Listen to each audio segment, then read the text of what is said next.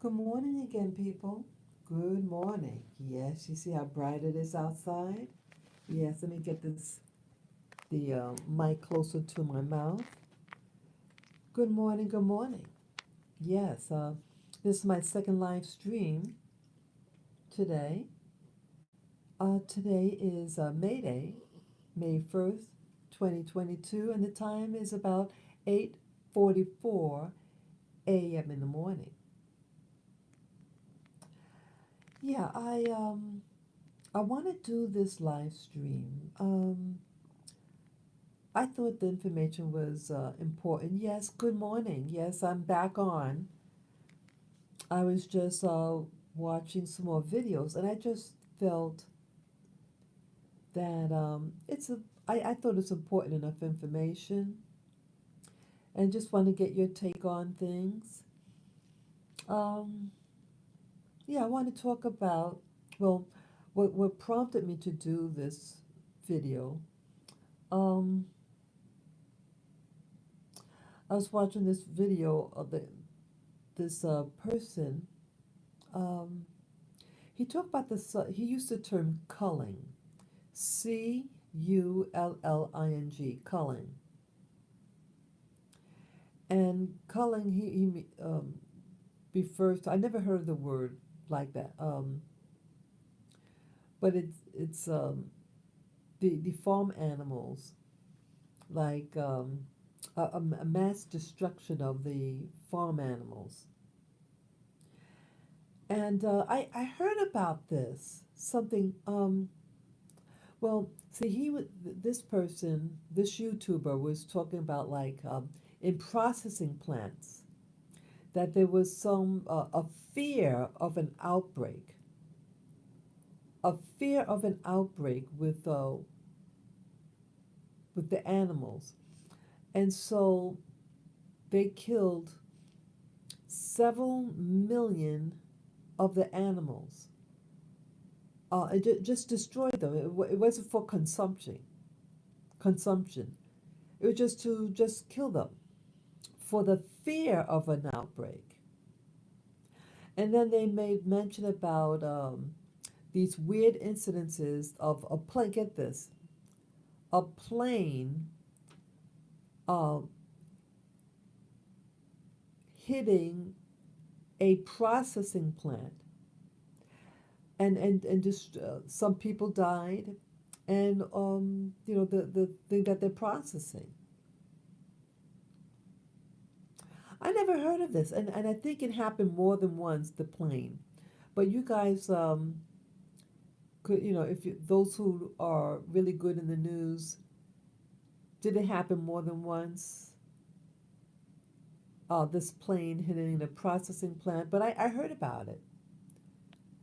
But when I heard about it a couple of days ago, and now this YouTuber that I listen to, um, his format is getting more informative about events, modern events that happen, and what they could mean.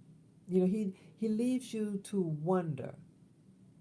And he talked about the culling of these animals. And that got me thinking. And then I saw something about Ebola. Yeah, that's right. There's another Ebola outbreak. Ebola is a tropical disease, and it's very deadly. A large percentage of the people who get it do die from it, and it's rapid acting.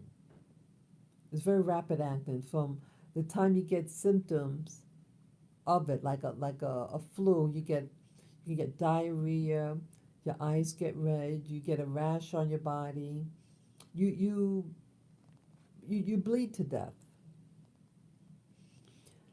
And it's like, oh, the thing happened. This new outbreak is in the Democratic Republic of Congo. It's the most central located country in the continent of Africa. It just seems so strategic to, right in the heart of Africa, this Ebola outbreak. Why is it breaking out there? Why there? I remember in 2014 there was an outbreak, and I had wanted to go on vacation, I remember.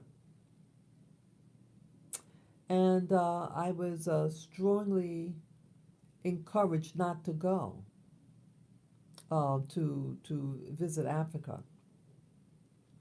Yeah, I forget what country I wanted to see, but I had an interest in going and visit. I wanted to go on vacation as like a present to myself, or graduation, a late graduation present. And so here we go again. Here we go again.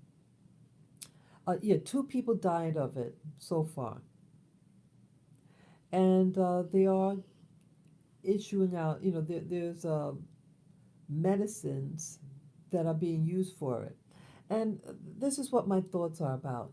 Um, yeah, having a tropical disease is not comfortable. I used to live in the Caribbean briefly, and yes, I had contacted a tropical disease. It's called dengue fever. Dengue fever, it just hit on me all of a sudden. I was at work. Yeah, and I had gotten it at the end of the outbreak. Yes, there was an outbreak. A lot of people getting sick. I mean, you usually recover. Um, yeah, the people where I lived, the houses nearby, one of the houses of this person had it. You get it from a mosquito bite that's infected with the pathogen, and um, I forget how long it lasted. I might have been, it could have been a week or something like that. But when the symptom, how it hit me, I was walking down the hallway at my job, and then I felt lightheaded. That's how I remember how it happened. And I thought it was contributed, I thought it was due to, that time of the month, you know. Um, and then I think the fever, yeah. And my palms, yeah, my palms of my hands were itching unbelievably. You think you're going to lose your mind. It was itching so bad. And the fever of 105 degrees. Once that happened, I did go to the doctors, and they said, "I'm sorry that we can't do anything for you because um, you have to come right when the first symptom, right when it happens, um, but you waited a day, so there's no way of telling what you have. But so just take aspirin," they said. So I had to recuperate at home by myself. Yeah, I lived alone. And I remember I had to go, yes, hello, viewer, good morning again. Yeah, I had to jump in the shower and take a cold shower. And I hate cold water on my body. But I was so hot and desperate. You bet I jumped in that cold shower. I was cooking. My body was cooking. Yeah, it's not a good feeling when your fever gets that high. So I had to jump in the shower and just cool down my body. And what else did I do? Um, yeah, for the itching of the palms, I used cayenne pepper. I was so desperate, and that so-called church um, didn't even help me out. Yeah, that's another story. Yeah,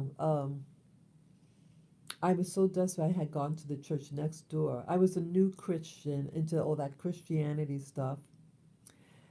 And I told the pastor who had he recuperated from He had gotten what do you call it, dengue fever first, and recovered and everything. And we were going to visiting his church and everything. The church was next door, and now I get the disease. The tropical disease, and I went to get prayer, something. Yeah, it was prayer, because I learned that they said, oh, you go have the elders of the church pray for you. And so I remember going into the church. I said, look, I think I have the dengue fever. I'm not feeling well. My palms are itching. And he yelled at me. He said, so scratch it. Well, what happened? Could you believe that? You pay your tithes and offering, and they treat you like that? Well, what happened was, when I walked into the church, it's just like one little building. It was in a house. I used to go all the time there. It was the house next door to ours. There were three houses on the hill. The place I lived, the house I lived on, the church house, and then one other family. We all knew each other. So when I had come in to let them know my distress, because I was had the dengue. Well, see, there was a young woman in the room, an 18-year-old. Yeah, the pastor had a thing for young girls. And I think that if I would have gone in that room maybe 5 minutes later, I think he would have been in the bedroom with her. Yeah, he was like, how he was looking at her. I remember I walked in on them, and I didn't know about his past. Yeah. Be careful with these pastors or these church planters that visit these black countries or the West Indies, and they call themselves church planters. They could be perverts from the U.S. And yeah, I found out by two people who don't know them, and I mean that doesn't that don't know each other, but they know that fellow. And at a random conversation, um, they talked about the guy. I did not initiate the conversation, and one of the people that he had confessed about uh, a sex scandal in the mainland, and he left to avoid prosecution. He was involved with a teenage girl, and then in the West Indies, there's a mother of a teenage girl knew him, and there was a big disagreement, and he was trying to have the girl stay with him or something like that. It's something. It's like the girl was under a spell, and that was the guy. Yep, yep, he was interested in those girls. And so when I came in to get prayer, he wanted to get in the girl's pants. But anyways, I'm getting off the subject. So I had to find remedies to help myself. See, I was in my 20s. I was in my 20s back then. And I was scared because I didn't have family um, or any real friends. I had the neighbors, you know. Um, so something told me, put cayenne pepper on your hands, and that helped the itching. It pretty much worked. So I guess I'm not a doctor. I'm just sharing with you what I did to help me because the hospital couldn't help me. Um, I had to help myself. So yes, I had to jump into the shower to cool my body, and I used the cayenne pepper, the powder, on my palms and that helped the itching, severe itching, like you wouldn't believe. Yeah. So so with Ebola now Ebola is a disease, um, a tropical disease. But it's funny that I mean, I don't mean funny laughing, but it's really weird that it's happening in the heart of Africa. And the video I watched about the Ebola suggested how it started. It's a bat, and someone might have gotten a bat, and the virus transferred to the. You know, see these people, um, these scientists, and it always seems like these scientists are um, whites from Europe or United States, and they come up with these weird explanations. Bats are bats and people are people. People live the same way for all these hundreds of thousands of years, but all of a sudden, this thing happened. And in the heart of Africa, so I'm thinking like you attack the heart of something and the hope that it will spread. And I just felt that I'm wondering, I said so. Again, I'm not a virologist or anything like that, but I'm curious what how is a bat species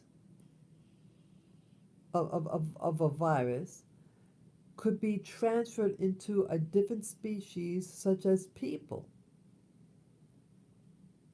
because animals are all over, and certain viruses, it's specific with that species. It doesn't jump. And that's where the term gain of function comes in. Gain of function comes in. And these scientists go and getting these viruses are found in other species and then tweak it and then release what I speculate, releasing it on a population, and then you study how it affects others.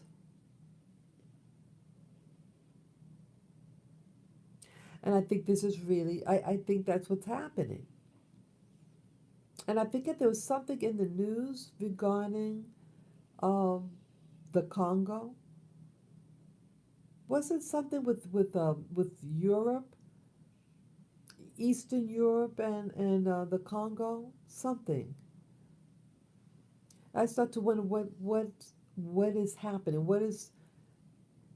Why are these things happening? It's not even man. It's not even summer yet, and these outbreaks. Yeah, even with that place in Asia. I don't want to really say the name of the country, but that place in the Far East during the past 2 years wasn't really affected by that thing that starts with with the name the number 19 in it. Now all of a sudden that country in the Far East is having lockdowns. So how come for the past 2 years they virtually didn't have any that not even 1% of the population? Again, that country has almost 2 billion people, over a billion. And I think it's approaching close to 2 billion. That's with the B, as in boy, 2 billion people. And they initially had only 2,000 deaths around. I mean, I don't want to say like I only, you don't want even one person dying. But now they have, what was that, 20,000 people? What happened? What happened? Why this lockdown? And in the US, see, isn't that what happened? There was a problem in that country, and people were traveling, remember? And so the US our closest borders. But why aren't we closing our borders? And now we're trying to get back in the swing of things before that time 2 years ago. This is 2022 as I do this live stream. So why is everything lax now? People don't have to wear that thing on their face, and people are trying to have a good time. But you have things in that country in the Far East, and people are being affected. So you have, so what I'm noticing, okay, you have the culling, as that guy called it, that YouTuber, meaning this mass destruction of farm animals in the processing plants, even though they're not diseased, but the fear of that they could be getting sick, the fear of something. And you see that the YouTuber was suggesting that they might be psychologically, or at least the media psychologically, trying to prepare you for mass destruction. I don't know. And I'm really not trying to fearmonger, but it's just to get you thinking and aware what's happening around you. And with those planes crashing into a processing plant to destroy the food. So it's like food shortages. So you have the processing plants that are, them destroying the animals, the um, food shortages. And guess what else? I thought this was also interesting. People, you would also heard today about the trumpets. I know this sounds all over the place, but just, because you have people who read the scriptures and different what they call pestilence that out there, different famines and things. But what is some of these pestilence and famine are man-made, and the scriptures talk about that these trumpets. I think it's in the book of Revelation that the trumpet sounds of the angels are blowing the trumpets, and I think there's supposed to be seven trumpets, trumpet being blown.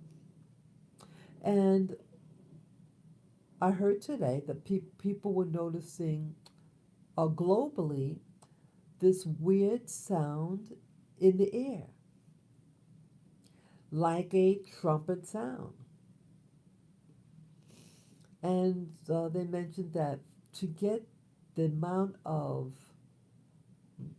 sound, that amplification, you would need something that newscasters don't even use. The magnitude, they said, was unbelievable. They may not even have that uh, aptitude to broadcast something that loud in the ether.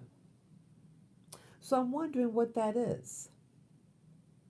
I am wondering, is that something that's being done here? I know I've heard of people talk about underground bases, or is it that it's reverberating the sounds of uh, the equipment that they're using under the ground, or is it things above in the sky, in the clouds, or I should say above the clouds? That sound is coming from somewhere. And I've shared with you guys that I watched this remote viewing channel, this channel that does remote viewing. And they talk about some of the things that you've heard in the Bible, or like mythology, like Greek and Roman mythology, and they mention about, let's say, for Zeus, the god Zeus, and according to their remote viewing, this was an actual person, a hybrid, and he had some severe mental issues, and so the it seems to, you know, the Bible has all these mysticism, but what if these are just people with technologies and they're making these so called scriptures come true? And it's just people with technology that could do things to frighten people, to make people think, to control them. You get people frightened enough, and those people who are reading the scriptures, oh, it must be this thing in the Bible, and to scare them. Again, I don't know. I don't know. But people were noticing it, and some of the news outlets were reporting it. And on top of that, I heard that with the current president in the United States, that he's devising what's called a disinformation governance board. Isn't that weird? Why have something like that? And they also called it something else. So it sounds like they really want to, um,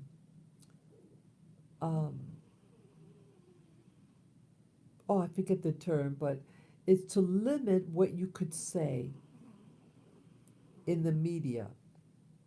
Censoring, another form of censoring. But now, if you're going to get a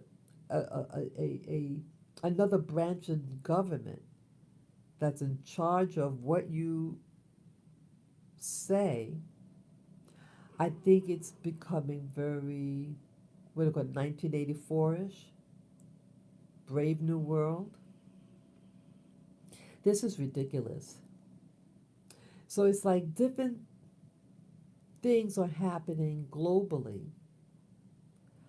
Your health through these viruses, or um, tropical diseases, the food shortages due to the destruction of the animals in these processing plants. Now you get the sounds of these trumpets. China also, China shutting down, but yet the U.S. open up.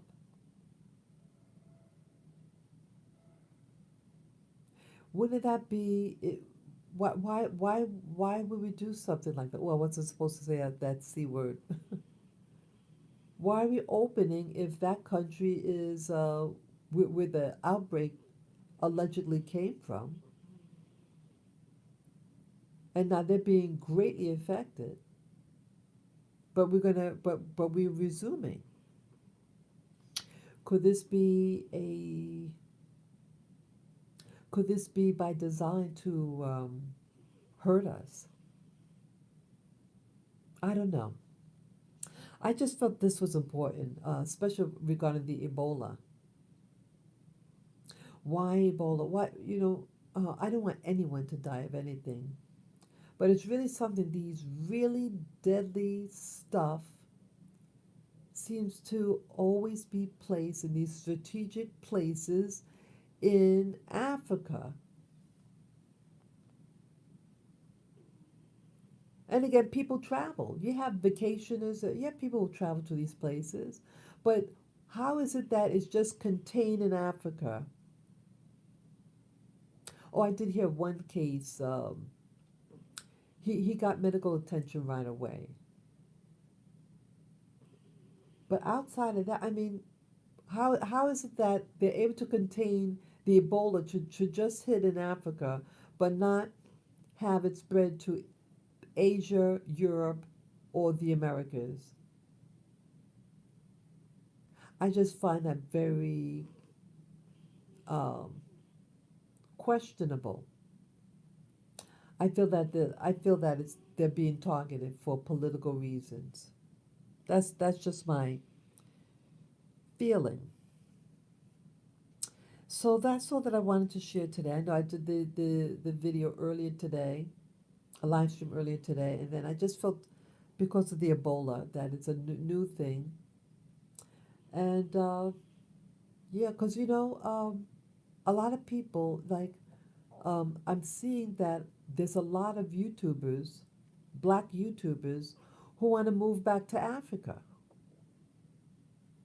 What if this was something um, to prevent us from leaving? What if? See, things happen for a reason, but again, I'm reading a lot of things. I mean, I'm seeing a lot of videos, and a lot of black YouTubers are expressing that they want to repatriate to the African continent. What if this is a clever way to frighten blacks of the diaspora from leaving? This is just food for thought, just to get you guys thinking. Yeah, and to let you know, hey, there's two people have died from Ebola from the Democratic Republic of Congo. Yeah, yes, stay safe, people, and maybe you could go on the internet and find out different ways of treating the disease or preventive, just to see what you can do. Boy. So I thank you again. Take care. And let me know what you think about this information. Do you think this is all coincidental, all these things happening at once? Or what? So thank you again. Enjoy your day. Take care.